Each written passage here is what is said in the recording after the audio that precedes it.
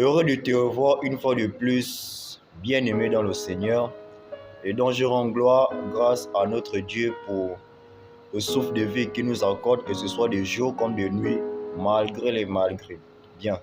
Aujourd'hui, j'ai te fait d'abord une lecture biblique, plus précisément dans le livre de Psaume, chapitre 37, du premier verset au verset 5. Psaume, chapitre 37, du premier verset au verset 5, dont je fais la lecture. Ne t'irrite pas contre les méchants, n'envie pas ceux qui font le mal, car ils sont fauchés aussi vite que l'herbe, et ils se flétrissent comme le gazon vert. Confie-toi en l'Éternel et pratique le bien. Aie le pays pour demeure et la fidélité pour pâture. Fais de l'Éternel tes délices et il te donnera ce que ton cœur désire. Recommande ton sort à l'Éternel, mets en lui ta confiance et il agira. Bien. L'Éternel dit simplement dans sa parole que recommande tes œuvres à l'Éternel et tes projets réussiront. Ou il dit encore que celui qui se confie en l'Éternel est heureux. Ou autre encore que maudit soit celui qui se confie en l'homme, mais béni soit celui qui se confie en l'Éternel.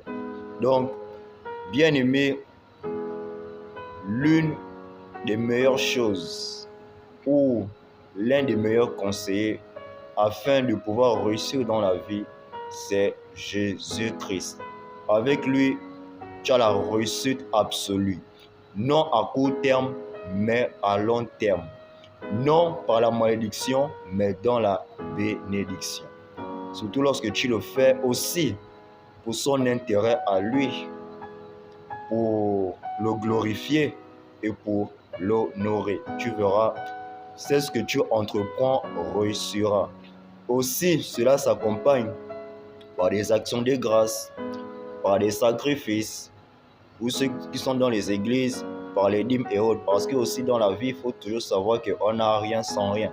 Bien sûr que Jésus, lui, c'est inconditionnellement même, parce que déjà le souffle de vie qu'il nous donne, c'est l'une des preuves que même si que tu lui donnes des milliards, même si tu lui donnes des maisons, des voitures, pour lui, c'est rien. Parce que lui-même dit d'abord que l'or et l'argent m'appartiennent. C'est pour te faire comprendre que par rapport à ce passage, l'Éternel t'incite que confie-toi en lui. Peu importe ce que tu fais face. Il dit bien, maudit soit celui qui se confie en l'homme, mais heureux soit celui qui se confie en l'Éternel, car il est comme un arbre planté près d'un ruisseau.